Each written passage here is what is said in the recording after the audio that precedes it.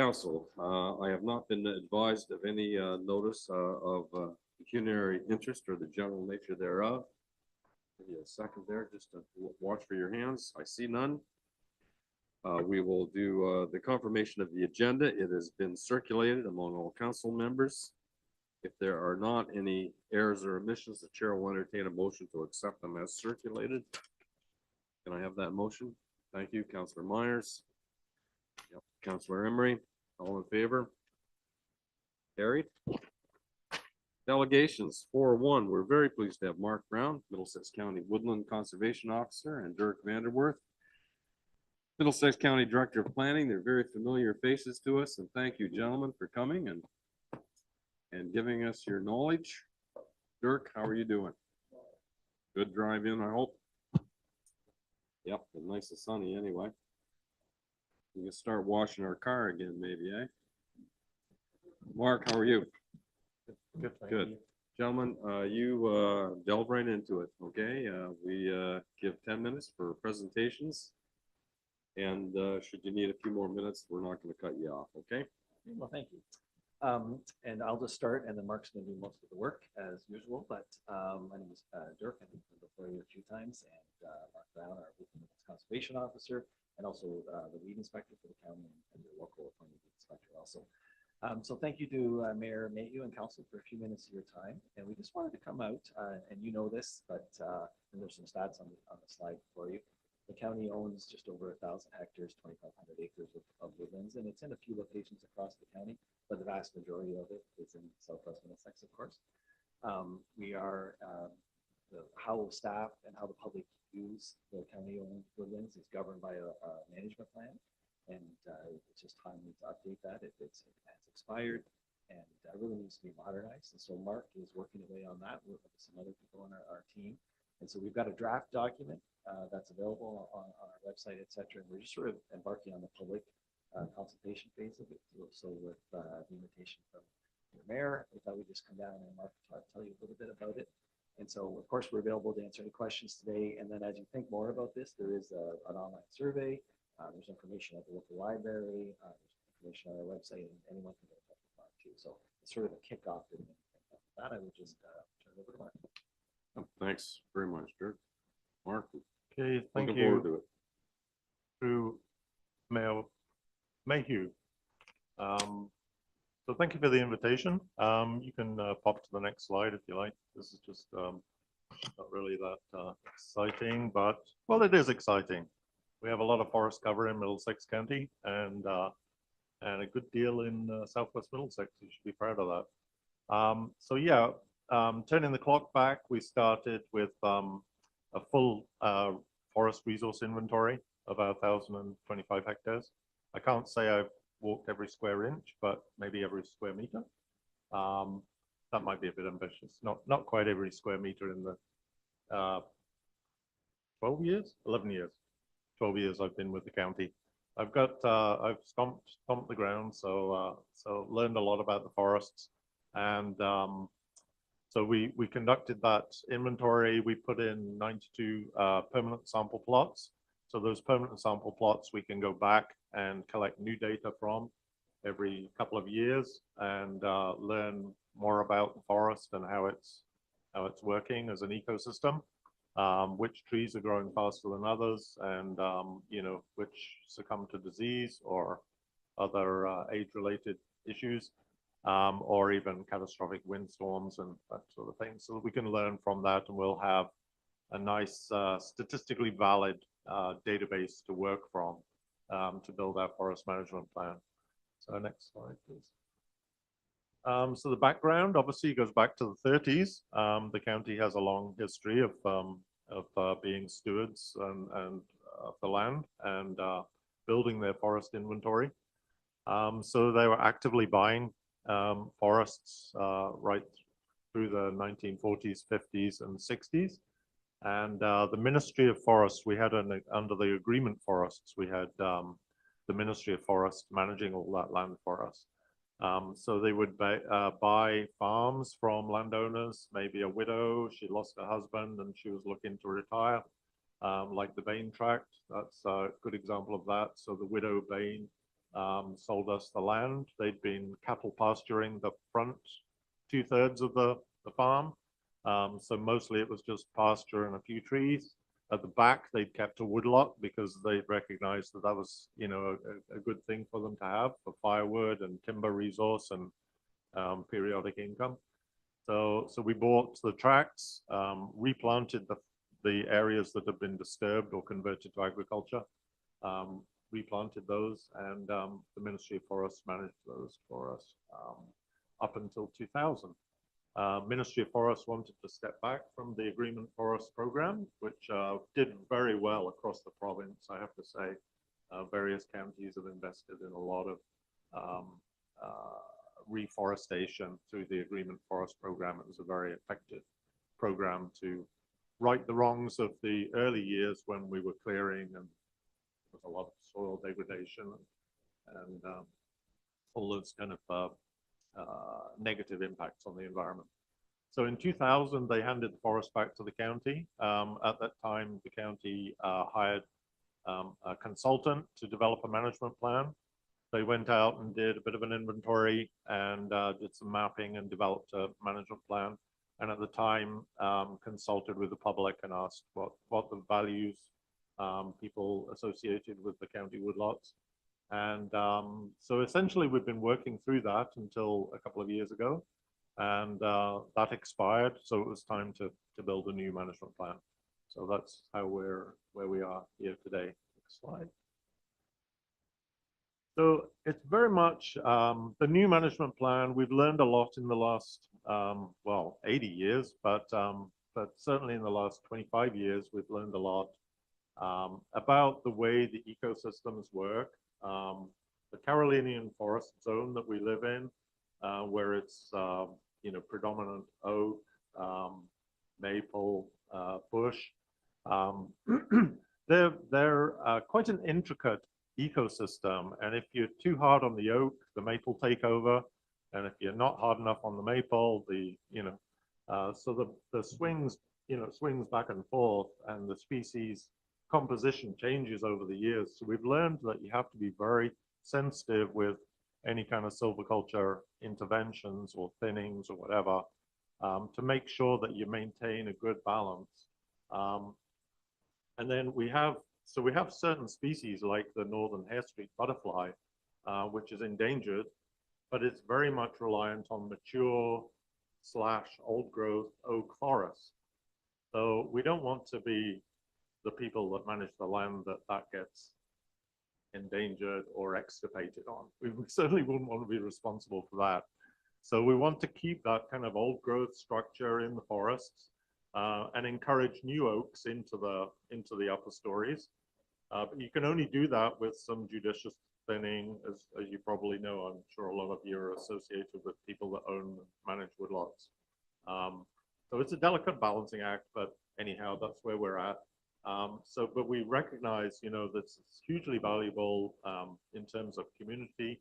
We have people that hike in there, horse riding, taking their kids out in strollers, and there's hunting activity. There's all sorts of, you know, community responsibilities that we carry forward with the management plan. And of course, you know, climate, invasive species, all those kind of factors are coming in as well and affecting the ecosystem. Either introducing, you know, problems that we have to deal with, or, you know, blowing trees over, or ice storms, breaking the tops off trees that we have to go and deal with, that kind of stuff. So it very much has to be an adaptive management plan, but very much ecosystem based. And that really is more the holistic kind of umbrella approach to managing forests. We can't look at it through a single lens anymore. I think maybe years, you know, decades ago, we were looking at it as a single lens. How many white pine masts do we need for this shipbuilding facility? Or, you know, oak bolts for, you know, highway, you know, the barriers along the side of highways. They use the hardwood bolts to strap the wire ropes on, all that kind of stuff. So we can't really just look through the single lens. We have to look through multiple lenses when we develop these management plans. Next slide. So the need for an update, I think I've already spoken to this. I don't need to take up your time. But the key management themes, we've sort of tried to, it's always good really to keep my focus. It's good to, as the forest manager, to sort of divide these themes into, bite-sized chunks that I can think, okay, I need to, concentrate more on the ecological integrity and the biodiversity conservation. Or I'm dealing with different people. There's a little bit of sustainable management, timber management. But the climate resilience and the forest health has really sort of come to the fore in the last, few decades in terms of the invasive species that we're monitoring for. We don't want oak wilt coming in and decimating the oak population. Let's say we don't want to see these extreme weather events. What do they call those wind events? The Deroche events that come in and sort of, blow huge branches of woodlands down. That happened more in the eastern side of the province, and they're still cleaning up from that.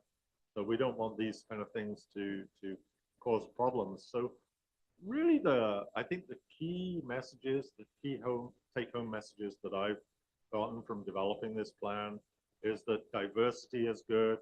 So diversity in terms of species, the structure of the forest, the 3D structure of the forest, the vertical and horizontal spatial diversity, species diversity, age class, all those kind of things. And then if you really embrace all of those values, you're going to move forward with a more sustainable forest that's good for future generations and is not going to be prone to, one little factor. If we had the sort of mountain vine beetle come in and decimate all the pine trees, would that be catastrophic for the county woodlands? That sort of lens that you apply to the way you manage the forest. And then obviously we're in the community engagement kind of phase of the project right now, which is understanding what people want from the county forests and how we can accommodate that, whether it's, fewer high impact recreational activities or a little bit more control on those, or, or can we develop better infrastructure for people to enjoy the forest. So in terms of as I mentioned earlier, we have the northern hair streak, oak hair streak butterfly. We have the reverse haploa moth. The chestnut, we still have American chestnut in the county forest. In the 50s, it was very common. So it was before the disease hit the chestnut, and the chestnut blight pretty much wiped out the chestnuts. We had a lot of American chestnut in the county forest. So we're looking to try and encourage them to come back and also plant the genetically resistant chestnut trees that are being developed that are, resistant to the disease. The eastern flowering dogwood, we have 10% of the national population, known population of eastern flowering dogwood just in skunk misery. 10% of the national, not the provincial, the national population. In growing in a natural environment like the forest. I mean, people have eastern flowering dogwoods in the garden, but this is the native eastern flowering dogwood. And then, of course, there's the prothondry warbler. We have 25% of the Canadian population of prothondry warblers. It's a bit of a honeypot for these kind of rare species. They just really home in on skunk's misery and the other county forests. Because I think we've probably done a not too bad job of managing them over the last few decades. And, we certainly haven't gone in and high graded, certain species out of there in response to timber market prices being astronomical. You see the prices for walnut spike and suddenly everybody's in there harvesting their walnuts. So we don't respond to that. We don't do that kind of stuff. So, is there any more slides? Yeah. So I think I just spoke to that one. And that one, we're tracking the carbon storage now. This is another neat kind of side to the forest inventory that we did. So we can really drill down to how much carbon is stored in the county forests and how much carbon is sequestered. And I think it's off the top of my head, it's 7,600 tons, metric tons of carbon sequestered every single year, just by the county forest. I think that's the equivalent to the carbon footprint of 2,200 homes, single family homes. So we're kind of off, that's the kind of, what we would be offsetting. The reason we delved into that is it gives us a much better indication of how the forests are performing. Are they really growing at their full potential and sequestering that carbon? Because obviously when they're growing at their full potential, they're sequestering a lot of carbon. When they're not in good health or they're, waning or dying off, they're not sequestering carbon. So at their optimum level. So, and I think the county is, we're planning to use this a little bit in terms of our asset management. So it's part of our asset management program. And we can look at our carbon footprint as a county, and we can say, well, but we're not doing too bad, or we could work towards becoming, I don't know if it's feasible for us to work towards becoming carbon neutral as a corporation, but it's certainly something that we can explore. We can at least explore those kind of ideas. And if we expanded our county forest, I think we could definitely work towards becoming a sort of a carbon neutral corporation. Anyhow, there's a lot of factors there that affect that: drought, disease, invasives. But so here we are, community engagement infrastructure. We want to know from yourselves, from the public, from the First Nations, everybody that we've sent the consultation documents out to. We're supporting education and research through a bunch of universities, University of Guelph and others, Carleton University. And we work very closely with the local Ministry of Forests, Forest Health. Rebecca Lidster, she comes out and has a walk around Skunks Misery with me at least once a year, and we look at identify certain kind of forest health issues. And, she'll send samples of beetles. We found the two-line chestnut flora last year on some of our oaks, so she sends those off to her entomology for confirmation, that sort of thing. So we just keep trying to keep tabs on it, and they do an aerial survey, of course, so they can kind of pick up some of the forest health issues that I might not find just hiking through the bush. I can't see all of the crowns of the trees, whereas from the air they get a much better picture. I've spoken to that. Any questions? Mark, thank you very much. Dirk, thank you for your presence. Council, floors have been extended the invitation for questions. Are there any? Yeah, go ahead, Martin. I knew Martin would be interested in this subject. Yes, but I own a farm right nearby, so with bush on it. Do you coordinate with Thames Talbot Land Trust and Lower Thames Valley as far as forest health and all that? Councillor Vink, yeah, through the mayor. Yes, we do. We keep pretty good collaboration with Thames Talbot and Lower Thames. I was talking Lower Thames, we're talking to a Glencoe resident today about ATVs in the Skunks Misery, because there's still one or two that just love to take their ATVs in there, and they cause us some headaches. But yeah, he was talking to Lower Thames, and then Lower Thames said, you better talk to Mark as well. So we try and keep on top of that, and we've had some help from the OPP in terms of trespassing some of those ATVs out of Skunks Misery. But yeah, we closely, good close relationship. Any further questions? Mark, I noticed you mentioned responsible hunting in your journeys through Skunks Misery. Do you see, you've come across tree stands in the past, and what are your policies on tree stands that hunters erect? Thank you, Mayor. Yes, so the policy is that you can erect a tree stand temporarily during the hunting season for white-tailed deer or whatever you're hunting. But you have to have your contact details posted on the tree stand so that we can contact you if there's an issue. And 90% don't, and it's bane of my life. But I go out with I have these little notices that are laminated, and I attach them to the tree stand, and it says, contact me, take this down, get it out of here. So we do the best we can in terms of policing that. There have been some permanent ones erected, which is even worse because they use big lag bolts and stuff into the tree. So it completely ruins the tree. But there's no way we could ever harvest that tree. So we've lost the harvest value as well as, it's just dangerous for everybody. Yeah, and trail cams is a lot more. People are using trail cams a lot more now. They do. Yeah. And even ones that send the pictures directly back to home, Yeah, to their like phone. their Wi-Fi or something.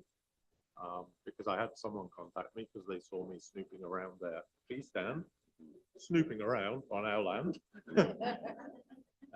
But they saw that live, so they wanted to contact me and figure out what I was doing and if I was planning on taking it down. So I informed them, yes, we are planning on taking it down.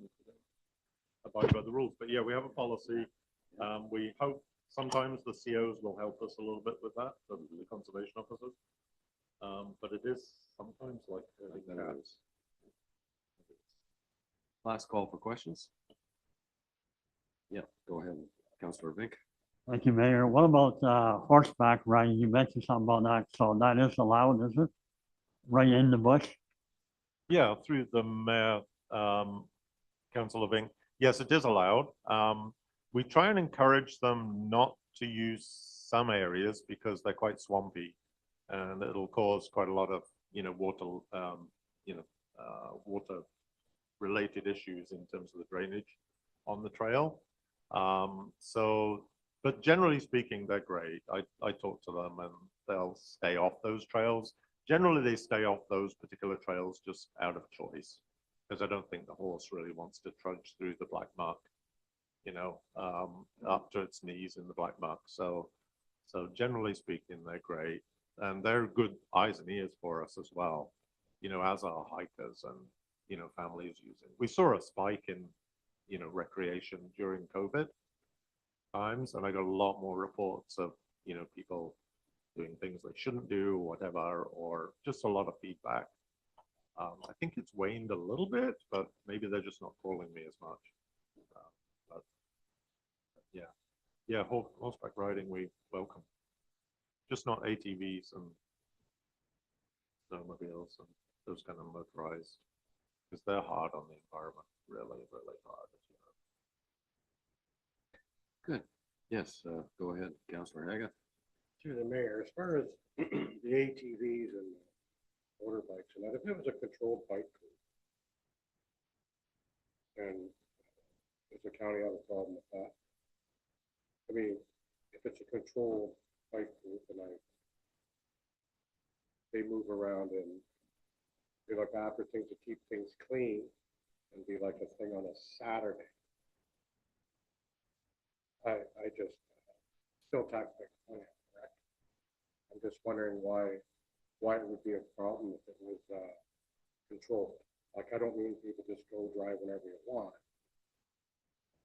That bike group, I can't remember the name, but they go to different municipalities and they have it set up. They make sure things are clean, and parking and everything. I just wondered if the county's open to that, if somebody wants to approach it.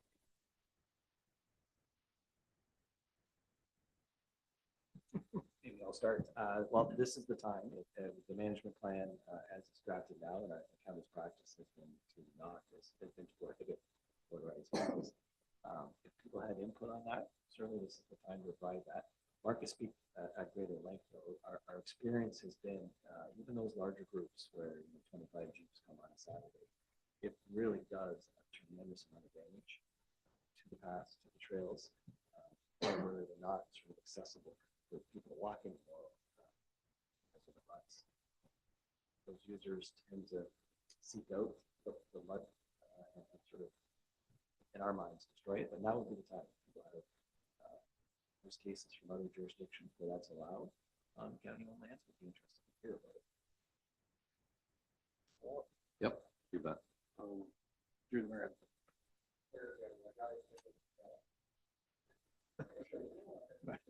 But there again, I just I think what's good for one's good for everybody, and it is all the taxpayers' land. I just think they should be able to come up with something that would be good for the people that have ATVs or groups, which has to be taken care of, which I agree. I just think they're gonna have to be a little more open for that personally, because we have a lot of people that do recreation on four-wheelers, or bikes, but I mean, it's gotta be controlled is my thought. So, thanks for your answer.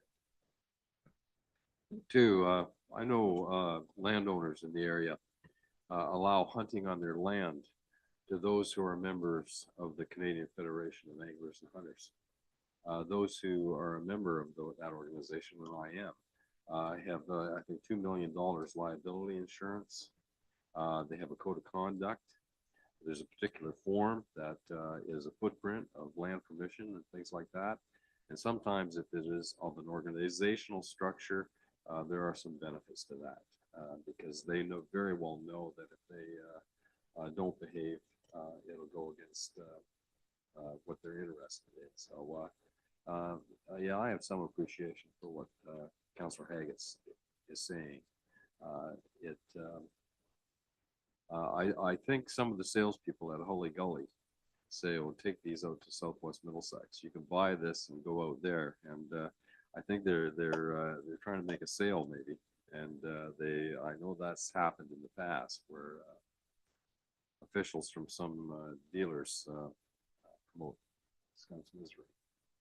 Anyway, I think the takeaway from this, ladies and gentlemen, is that we should be engaged in those surveys and make sure that we participate in them, and of course promote them among your constituents, and that way we'll have a better long-term plan. We'll have a direction from the community as well, and there's always good ideas. Thank you very much, gentlemen, for coming. Safe drive back. Before we proceed any farther, we have a recommendation to accept the report from Mark Brown and Dirk Vanderwerf for information. Is there a mover and a second for that? Please, Councillor Haggett, Councillor Emery, all in favor? It's carried.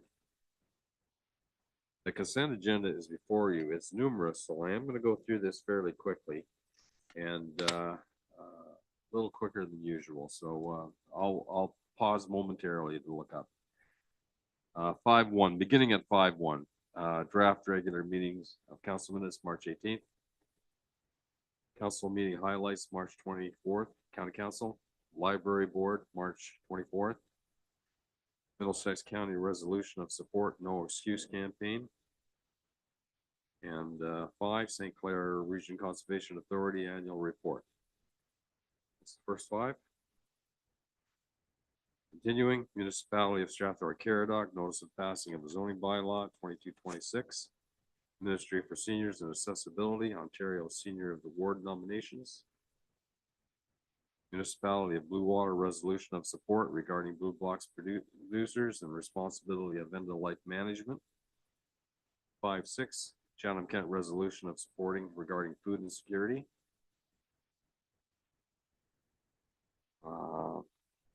Just would like to mention too that food insecurity is prevalent in Southwest Middlesex, and I want you to know that the County of Middlesex fund the Regen Society, and there is ample inventory and resources to address that need. Food, personal hygiene products, and every now and again they get a check of anywhere from $3,000 to $5,000 from the County of Middlesex to help support that. At one time they were relying on local donations only, but now they are regarded as a social service out of Southwest Middlesex. Town of Lincoln resolution of support regarding a request to the province of Ontario to extend the deadline for notice of intention to designate listed heritage products. Northeastern Manitoulin and the Islands resolution of support regarding chip and tar surface treatment. 12, Township of Oro-Mondante resolution of support regarding the Association of Ontario Good Road Supervisors. 13, Town of Saugeen Shores resolution of support regarding the Architectural Conservatory of Ontario. Municipality of South Huron resolution of support regarding Township of McNabb Braeside. 550, Municipality of South Huron, resolution of support regarding Township of Papineau, Cameron, Ontario Veterinarian College enrollment capacity. And the last 5, Municipality of South Huron, resolution of support regarding Township, oh, I got that one, Ontario Energy Board notice of hearing, generic review of the model franchise agreement for natural gas, the generic review of natural gas and information session, 17, Association of Municipalities of Ontario, policy update. 18, nominations for the 2026 Ontario Small Urban Municipalities, OSM Executive Committee. And 519, I'll just draw your attention to 519, Canadian Plowing Organization, CPO, regarding sponsorship requests for the Canadian Plowing Championships. Sponsorship packages available from the clerk. This is, I believe, in Adelaide Metcalf. Amanda, as our CAO, would you like to speak to that 519, Amanda? Certainly through you, Mayor. I did just want to bring to attention that it is my understanding they've made a request for funding from all lower tiers across the county. The event this year is being held in Adelaide Metcalf. And I am aware that 2 lower tier councils have approved the $1,000 sponsorship level, both being Adelaide Metcalf itself and also just recently Thames Center. And I do know it is going to all lower tier councils for consideration, as it is considered a county tourism initiative. For your Okay, info. thank you very much. Council, that information has been extended to you. I'll just pause for a moment. Anyone wishes to speak to it or any concerns? Yep, go ahead, Councilor Vink. Thank you, Mayor Al. Yeah, I think we should sponsor this. We are agricultural community, and of course, Adelaide Metcalf is our neighbor. So I think we should sponsor likewise $1,000. Okay. I would make that a motion. All right, is there a second for that? Okay, thank you. Discussion? All in favor? Motion's carried unanimously. Denise, thank you for, I see you're jotting that down. You'll have to do some magic there. All right. Okay, thank you, Amanda. 520, Ministry of Municipal Affairs and Housing regarding the Building Homes and Improving Transportation Infrastructure Act. And the last one, Chatham Kent Notice of Study Commencement and Public Consultation Mobility Master Plan. Council, that concludes the consent agenda. Is there a motion to approve it with the action taken on 519? Councilor Haggett, Councilor McCollum, all in favor? Carried. Thanks very much. Do that. That was quite a list there, folks. Committee of Adjustment, 6 on your agenda. There's none. Public meetings, there's none at this time. We are into staff reports. 8.1. CAO will lead this off on the subject and Morrill. Morrill has got a ton of work here today. I think you got 4 or 5 aspects of this agenda, Morrill, so you can begin. Okay. We'll start with 8.1. Thank you, Mayor. So through you, 8.1 is actually a report from me, although Maura does have a number of reports coming up on the agenda. So the first one is this report is presenting the tender results and award recommendation for the Glencoe Business and Industrial Park Servicing Project, which, as we know, is a key economic development priority for the municipality. As per the report, we have received 7 bids, all of which came in over the original project budget. The lowest compliant bid was BKT Excavating Limited at approximately $7.5 million, excluding HST. In consultation with our engineer, we completed a detailed review of the low bid to understand the cost pressures. Yes. My apologies. The project Yeah. budget is 2.75 Saw was the Denise go initial white project there, budget. you know. I saw the look, but I didn't computes it. Thank you, Deputy Mayor. Correction, the project budget in the 2026 budget was $2.7 million, 7.5. The primary increases in the bid were related to roadworks at an increased cost of $320,000. It's just a breakdown of Spreet's analysis of the bid. And that was driven by higher granular and asphalt costs, likely tied to fuel market fluctuations, as well as grading and compaction required to accommodate stormwater pond materials on site.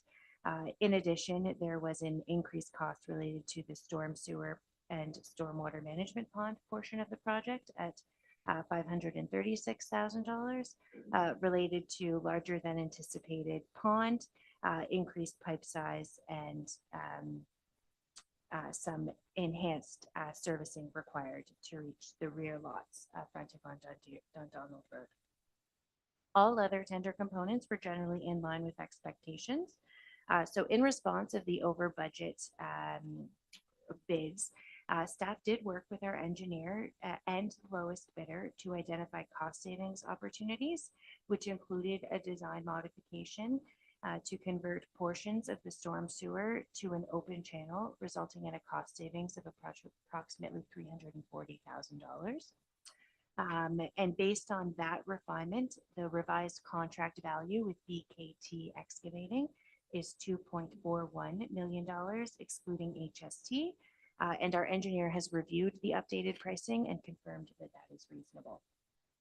So today in this report, I have more, but there are two recommendations before council. So one, the first is to award the contract to BKT Excavating Limited and proceed with construction in 2026 for that revised amended price of $2.41 million, excluding HST. And the second recommendation is related to the overall updating of the financial strategy for the project, which is to direct myself to submit an updated application to the County of Middlesex loan program, identifying the increased costs in hope that their loan amount would cover the updated price of the project and a total of the quarter, a total of 25% of the updated project budget. So those are my two recommendations. In terms of overall financial context of the impact of this recommendation, so with the amendment and design that Spreet's has created, the updated total project budget is $2.88 million, which is about $130,000 over the budget that was approved in 2026.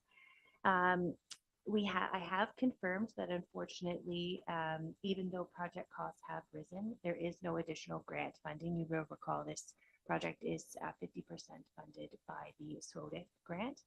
Unfortunately, we can't get more money, although I did try. I did try for us. However, through conversations with the county, we anticipate that obtaining the updated amount of 25% of the project in their 0% loan is reasonable and would likely be supported by staff, but of course is subject to county council approval. Just a few other comments before I turn it over. A few risk considerations I wanted to share with council. They are outlined in the report. Council, of course, does have the option to not proceed with this project at this time, as it is over budget.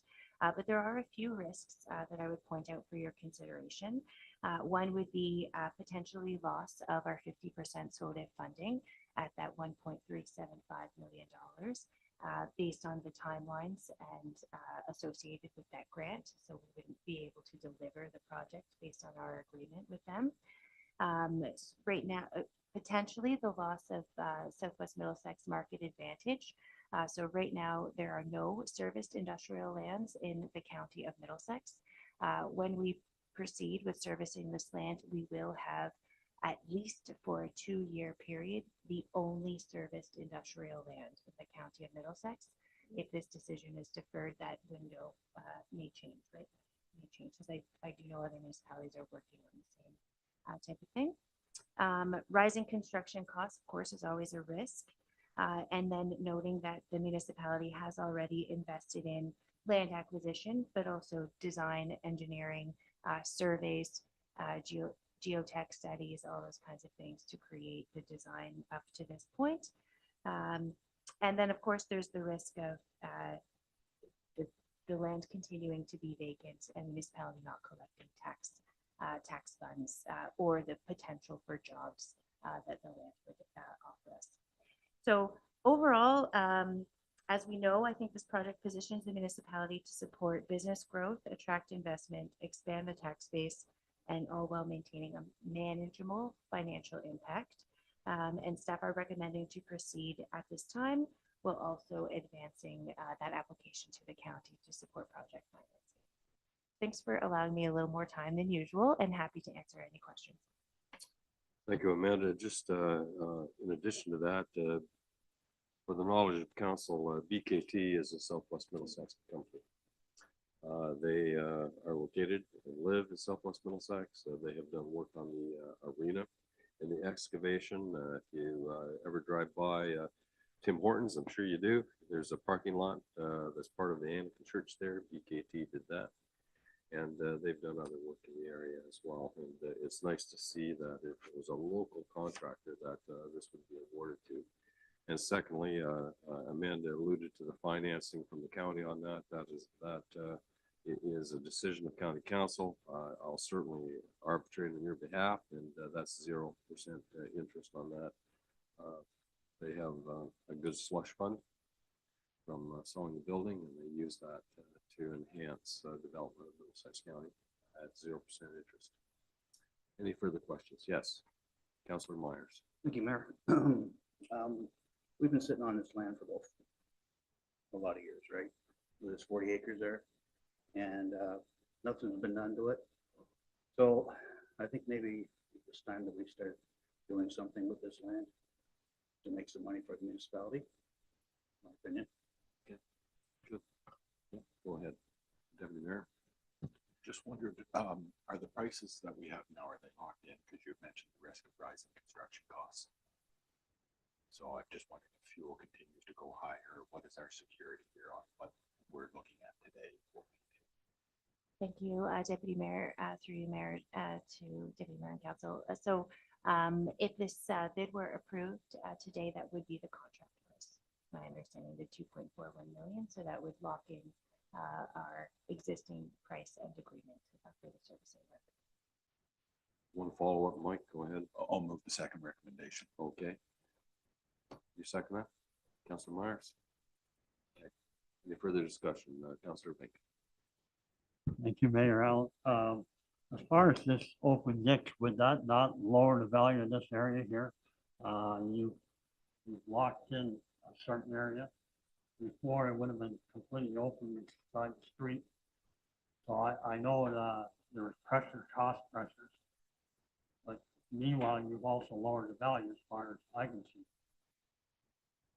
Thank you, Councillor Vink. Great question through you, Mayor, to Council.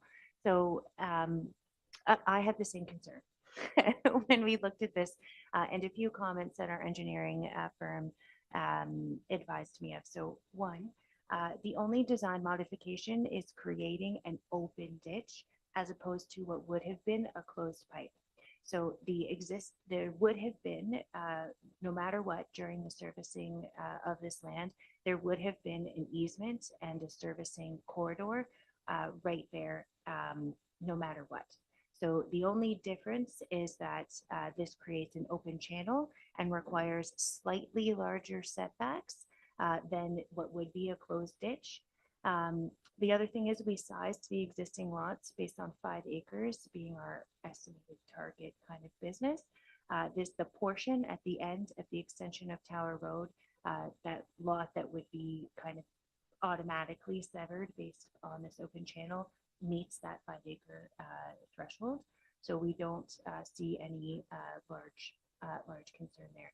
I did, just for your own knowledge or for everyone's knowledge, I asked for an alternate price to move the open channel all the way to the end of the crescent, the end of the road, so that it lined up more with the property line instead of cutting off that property. And the savings were just not as significant. They were closer to the $200,000 mark. And after we really considered all the land we have available, all of the servicing and lot configuration options that we have at the facility, we thought that bringing the project closer to budget was the priority.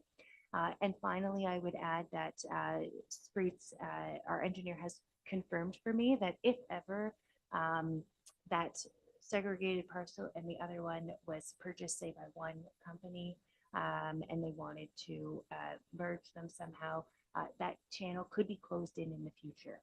So for future servicing, it could relatively easily, at some additional cost though, be closed in if needed to support a certain type of business or access requirement. So great question. I had the exact same ones. And we prioritized the cost savings based on advancing the project as our first priority. Martin, thanks for the question. Any follow-up at all? You're okay? And Councillor Haggett, go ahead. No. So how much over, I'm trying to, the second one was, Mike, you moved the second motion. What? Yeah. Oh, can you read that back to me Yeah, for a moment? It's regard the recommendation is BKT Excavating be awarded the tender at $2,411,620.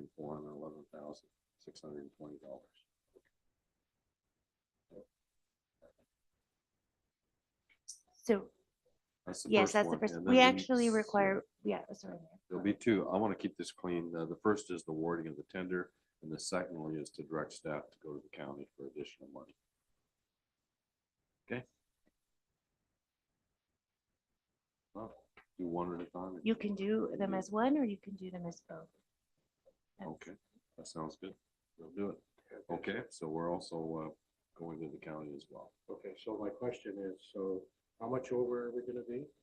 Without, if we are not successful in getting enhanced county funding through the loan, $130,000 over budget, And if we don't do it, we lose 1.4 million. $1.375 million in external funding. Now, I support that. I mean, that's good. Okay. Any questions? May I just clarify here, Deputy Mayor, you were okay with moving both of them, and Councilor Myers, you're okay with Yeah, seconding you're both? okay with that, So we'll Ed? need two votes on it. Procedurally, can I ask for two motions? Sorry. Yep, I have it down as two. Okay, Yeah, thank you. Yeah, all right. I'm gonna call the first, we're awarding the tender to BKT. It's been moved by Deputy Mayor Schuldice, seconded by Councillor Myers. All in favor? Carried. Next motion is to direct staff to communicate with the county council for additional funding at 0% from the county funding initiatives. Is there a mover and a seconder for that? We have Deputy Mayor Okay, Deputy and Mayor, okay. Councilor Already moved. Myers again. Second, all right, all in favor? Carried, okay, we've got that done, and you know what, that land has sat there for a long time, as Councillor Haggett indicated, and this council take the credit for moving forward on that. I think it's good vision. All right, we are at 8:12, quarterly update. Amanda, would you like to speak to any of this, or is it self-explained? Sure, Mayor, through you. I think it is quite self-explanatory, but just by way of a very brief introduction, this report just provides a high-level overview of the activities of the corporation and operations for the first quarter of 2026. Overall, we've seen strong progress in the first quarter, with highlights being completion of the 2026 budget and then ongoing financial policy analysis, as well as purchasing. So the majority of our projects approved for this year the vast majority have been started and awarded. Advancements of key initiatives, and yeah, all is going well. But happy to answer any questions on any specific projects or anything that arises. Right. We'll entertain a motion to accept the report as information. Movers, Counselor Haggett, Counselor Vink, all in favor? Carried. Council, we're at 8.2. Clerk. There is 8.21, some policy restructuring. It's an administrative change to assist bylaw administration in a more effective manner. Colleen, would you like to speak to this, please? Absolutely.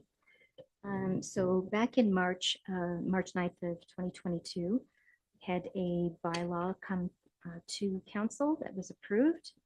And effectively what it did was this one bylaw listed 9 policies to be approved by council.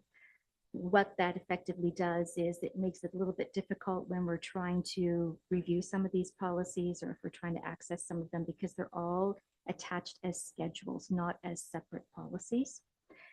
So in doing some preparation work for the 2026 municipal election coming up, I needed to access one of these policies. And in taking a look at it, realized that there was a little bit of an oversight that had taken place in one of the policies, and it became necessary to amend that. So we just figured, well, I'm in there fixing it, I might as well just get all of them up to speed. So basically what we're doing at this point is just going through and looking at our policies and formatting them. They still have the old logo on them. They're not up to accessibility standards. So that has been changed, and some of the job positions as well that are referenced in some of the policies no longer exist. So these 9 policies have been updated. They haven't been changed with the exception of the delegation of powers and duties, because I need that one in the next report that I'm going to talk to you about. So those are the only changes that happened in just in terms of modernizing them. So the recommendation is just that you repeal bylaw, the previous bylaw that had those 9 policies attached to it, and that now all of these policies become a standalone, just to make it easier in the future for when we do updating. And then also just asking council to direct us to continue with the modernization of our policies, and that you're saying it's okay for us to make changes when it's formatting, accessibility, those kinds of changes, but anything that is substantial in nature would come back to council to be approved. It wouldn't be revised without council approval. Anyone have any questions about it? Colleen, thanks. That looks like a significant amount of paperwork, I'll tell you. It really does. Council, any questions? Yes, Councilor Vink.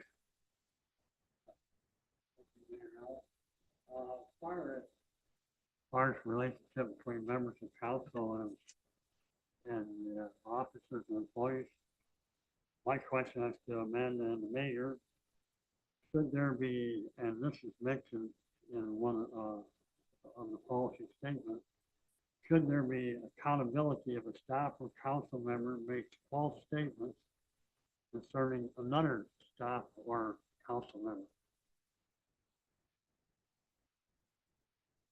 I think that Would you like me to address this? I think policy is in place. We have an integrity commissioner set up.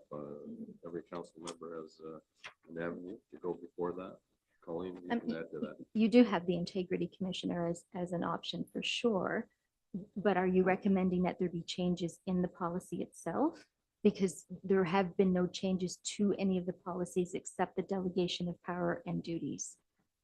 So we haven't made any changes to any of those other 8 policies that are listed. It's what was there originally, and we would bring those back for future changes as we start to go through and modernize the policies. No, I'm not recommending any changes to the policies here already. I'm just stating the fact that it should be enacted. Yes, go ahead, Amanda. Thank you, Mayor, through you to Councillor Vink and Council. Thank you for your question. The policy, I assume you're speaking about the policy on the relationship between members of council and officers and employees of the municipality. So that policy is a legislated policy. The inclusions in that policy are outlined as well in legislation. So that's typically what's used to create policies of this type. That said, if council wanted to direct any specific changes to a policy, they could do so at any time, either through passing a motion today for staff to bring something back, or a notice of motion, or anything like that. I would remind council that there are tools related to accountability, both in terms of the integrity commissioner as one tool, the other being, of course, the CAO role is the employee of council, and feedback on performance, discipline, all those types of things could be provided to that position, and or feedback about specific individuals on the team, if there are concerns, could certainly be shared as well through that position. That's my comments. I'm happy to answer any Okay. follow-ups. Thank you. No, Councilor Mink, I appreciate your question, and I think both you and I have shared experiences of being criticized in some actions that we did not do. We'll just, there are avenues to mitigate that, but you're not the only one.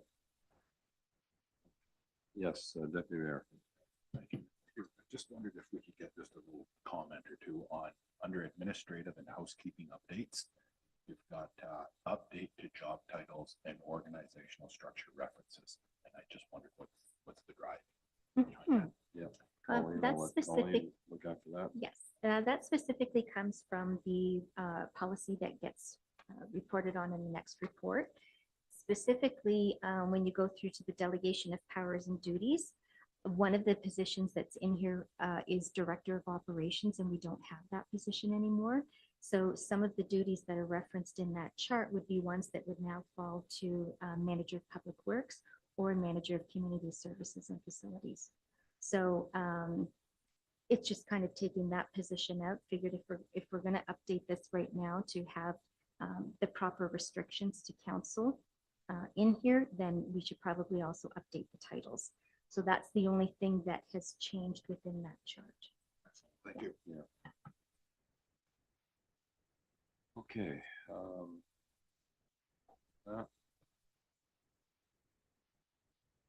Any further questions? Yes, Councilor Mink.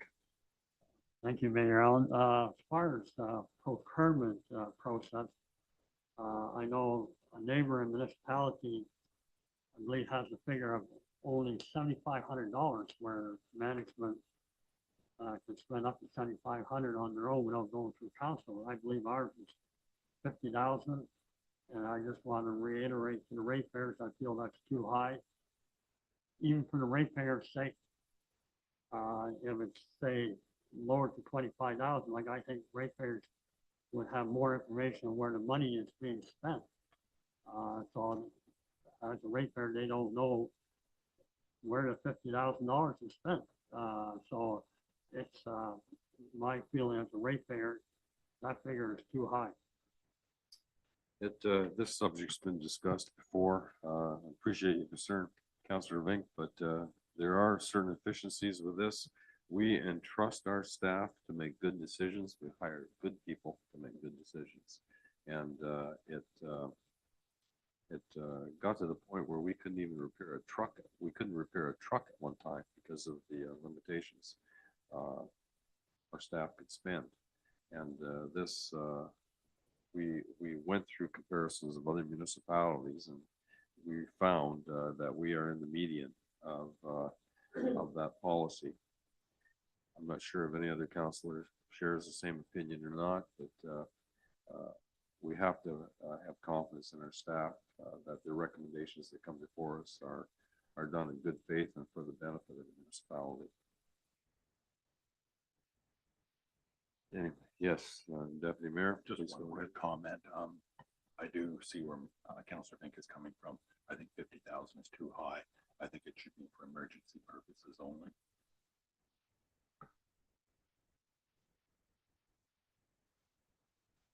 Okay. Through the mayor, part of the resolution At the very end, there does have that we direct staff to continue to do modernization. So part of that would be bringing these policies back. It's just not happening within this report. This report is just solely bringing back the ones that were in this bylaw and changing the one that we need as per the upcoming election.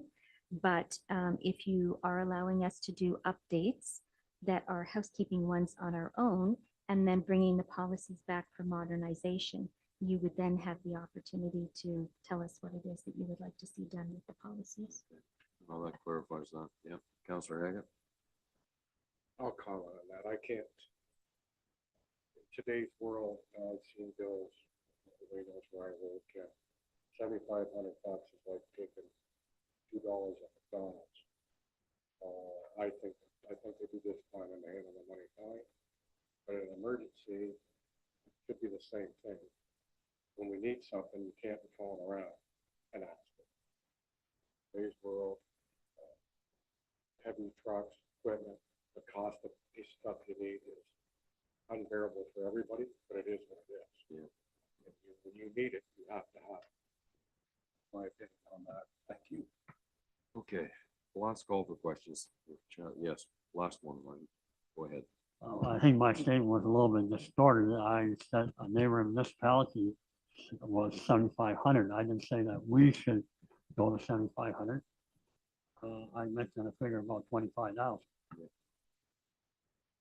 Okay, but the recommendation as it stands is, the recommendation is to update these regulations, bylaws, as to make it more efficient for council and to bring it up. A lot of these, I don't want to mention names, but some of us on council can remember when there was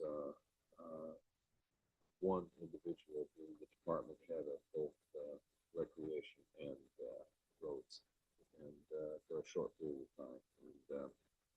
And that paperwork is still in our archives, and it's time we change it. That's history. And, we put it behind us. And, I think that's progress. Leave names out of it, but I think many will remember that situation. The recommendation is clearly stated in that. Colleen, thank you very much. That was a lot of work you went through to make us more efficient and bring us up to date. Is there a mover and a seconder for this? Councillor Haggett has moved it. Is there a seconder? Councillor Myers. Last call for question. We'll take one. Seeing none, we'll vote on it. All in favor? All opposed? Motion is carried.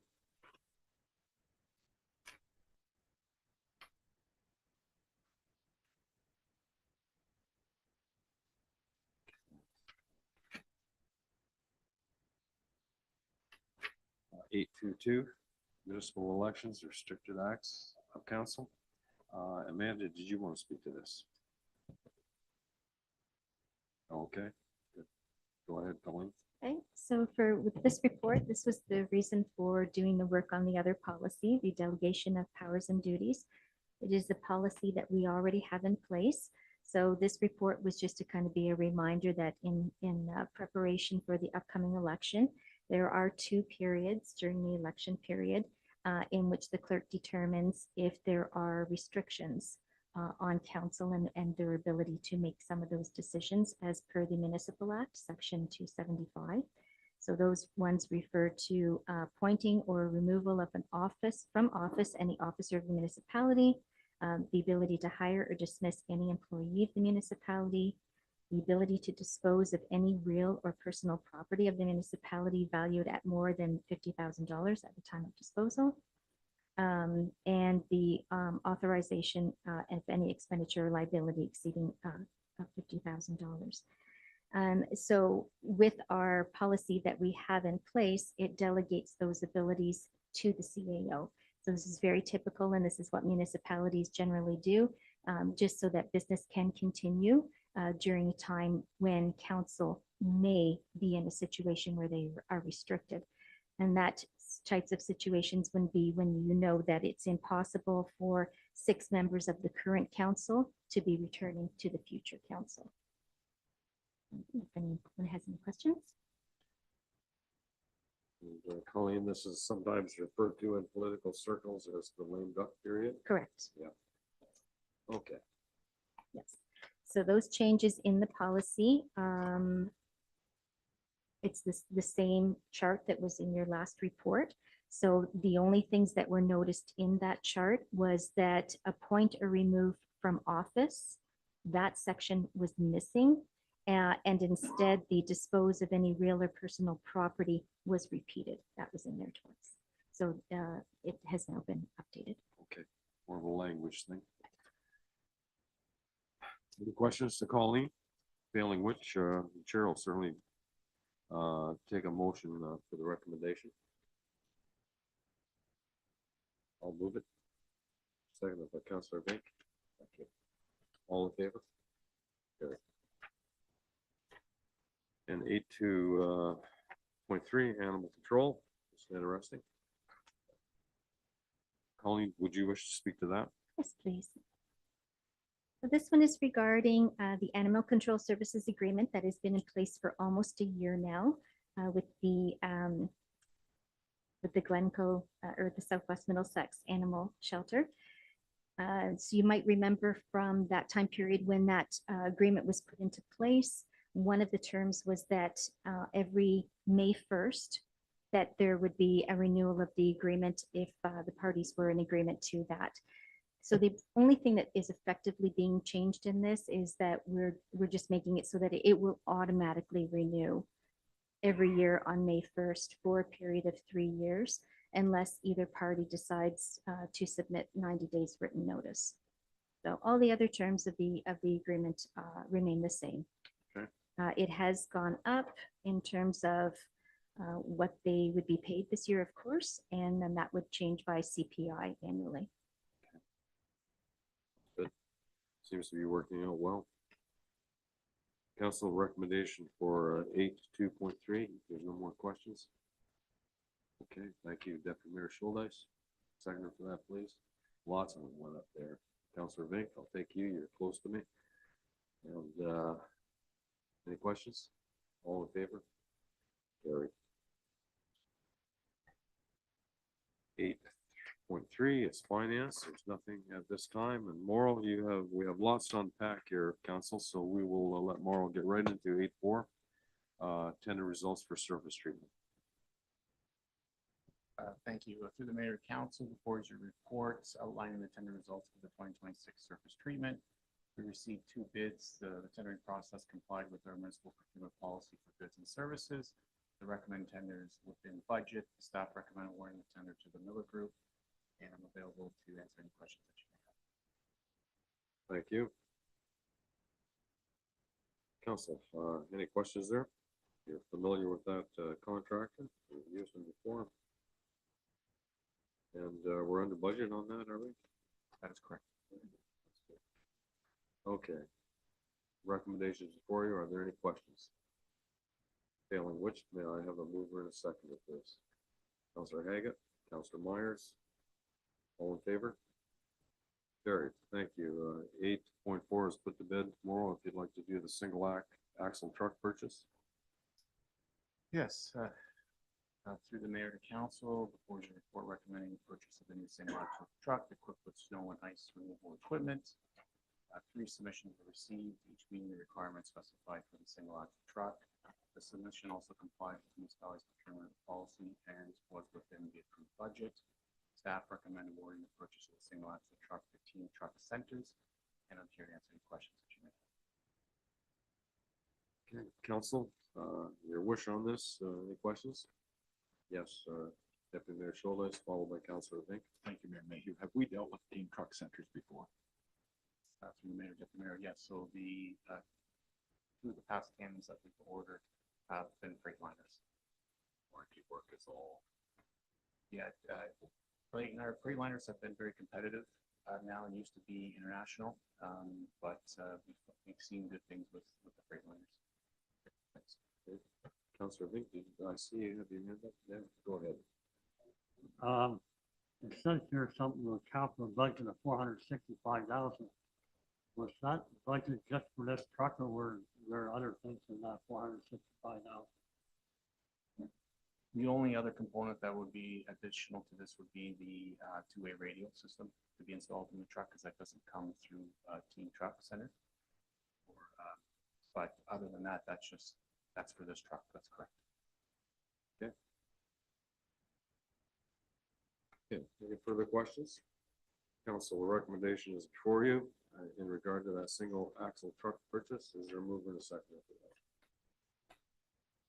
Councilor Myers has moved it. Councilor Haggett has seconded it. Call the vote. All in favor? Carried unanimously. Laurel, thanks for cleaning that up, and we'll proceed with 8.4.3 of the two pickup trucks. Thank you. Through the mayor and council, before is a joint report from the Public Works Department and the Fire Department recommending the purchase of two new pickup trucks. Two submissions were received, both meeting the required specifications. During the budget deliberations, there was an inquiry about the option of a diesel engine. Staff have confirmed that this can be accommodated with the approved Public Works budget. Both submissions complied with the municipality's procurement policy and fall within the approved budget. Staff recommend awarding the purchase of the pickup trucks to McDonald Motors Limited, and the fire chief and I are here to answer any questions that you may have.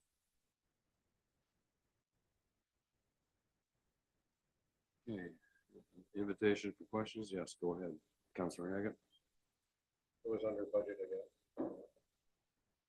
That's correct, yes. Very good job. Is there a seconder for that, please? We'll take it now. Councilor Myers, continue on with questioning. Councilor Vink. Thank you, Mayor Allen. Tomorrow, I think I read somewhere, I can't see it right now, but initially it was going to be a 150 single cab. And then they got changed to double cab. What is this truck being used for? Is it used primarily for checking roads out, or because obviously a 250 is going to use more fuel than a single cab? No, so through the mayor to Councilor Vink, good question. It's the double cab is the fire truck. So the F-150 was always a single cab. So in order to get the diesel motor, you couldn't get the diesel motor in the F-150. So the company upgraded the truck to F-250 in order to get the diesel motor. So it will be used for patrolling and also be a service truck for us. And to have a three-quarter ton in the fleet will be a utilized vehicle. But it will be used for patrols and for any job-related duties that it needs. Okay.